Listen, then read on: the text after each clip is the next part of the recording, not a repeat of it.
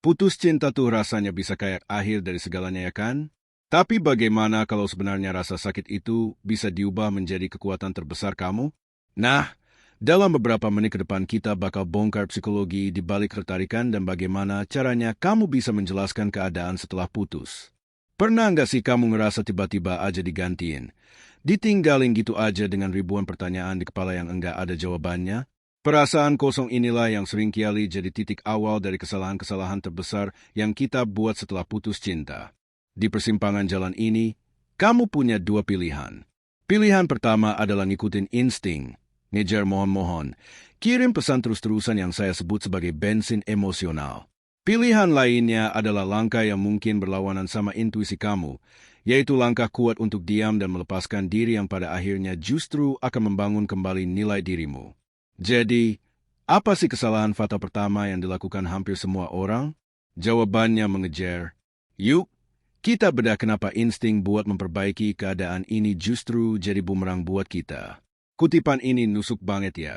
Keputusan itu ibarat parfum yang paling tidak menarik. Setiap pesan atau permohonan yang kamu kirim di telinga dia itu tidak kedengaran kayak cinta. Itu kedengaran kayak keputusan asaan.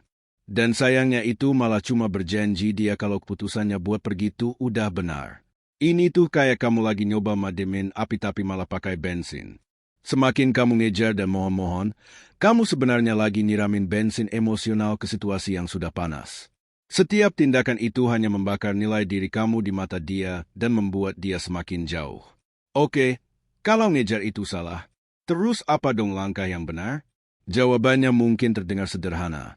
Tapi ini adalah langkah paling ampuh. Diam, mari kita lihat bagaimana caranya menciptakan kekosongan justru bisa menarik dia kembali. Penting banget nih buat kita pahami. Diam di sini tuh bukan berarti nyerah atau lemah ya. Ini adalah keheningan emosional. Sebuah strategi yang bertujuan untuk menghentikan energi kamu ke dia.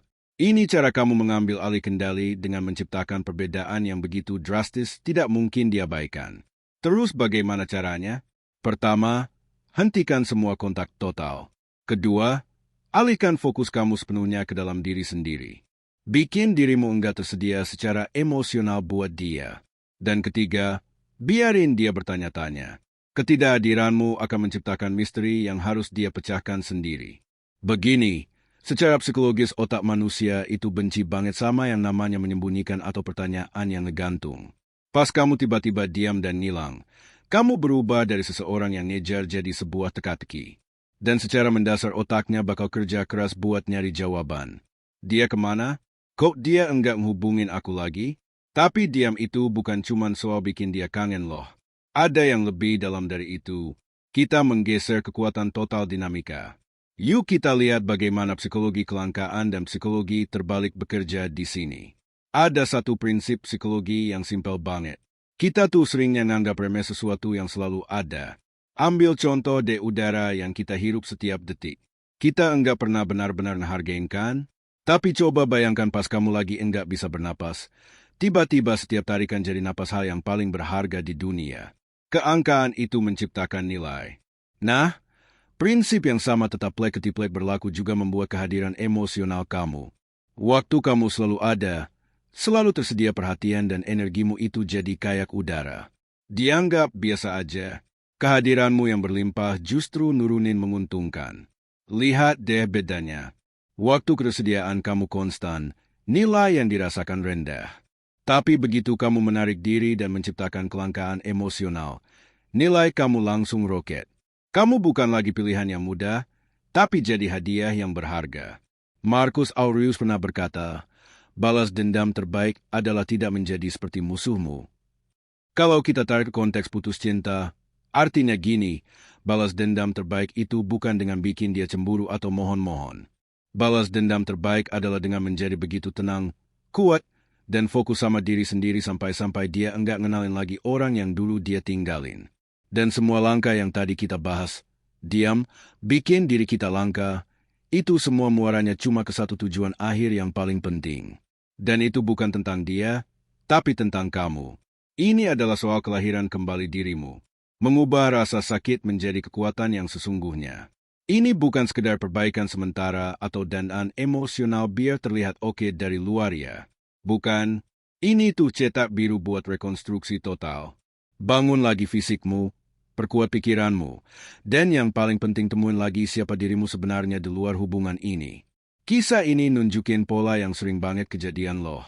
Dimulai dari titik terendah, putus cinta, bahkan mungkin kehilangan pekerjaan. Terus, ada periode di mana kita tumbuh dalam diam. Dan pada akhirnya pasang mantan mungkin balik lagi. Dia enggak nemuin perempuan yang sama. Dia nemuin versi baru yang jauh lebih kuat yang melihat perpisahan itu bukan sebagai tragedi, tapi sebagai pemicu perubahan. Jadi pada akhirnya fokusnya itu harus 100% ke kamu. Titik balik yang sesungguhnya itu terjadi pas kamu sadar kalau tujuanmu bukan buat dapetin lagi persetujuan dari dia, tapi buat dapetin dan nguatin persetujuan dari dirimu sendiri.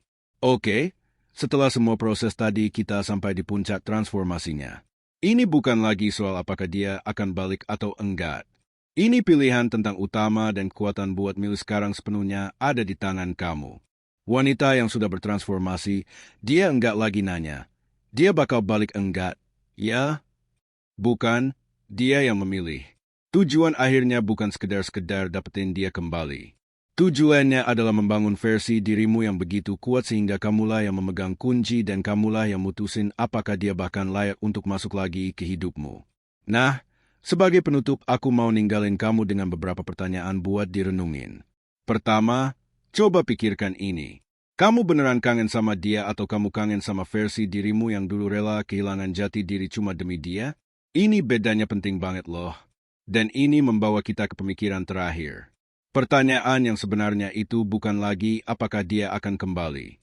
Pertanyaan yang sesungguhnya adalah setelah kamu menemukan kekuatan barumu, apakah kamu masih mengizinkan dia masuk? Karena kekuatan sejati bukanlah untuk mendapatkannya kembali, tetapi memiliki kebebasan mutlak untuk memilih.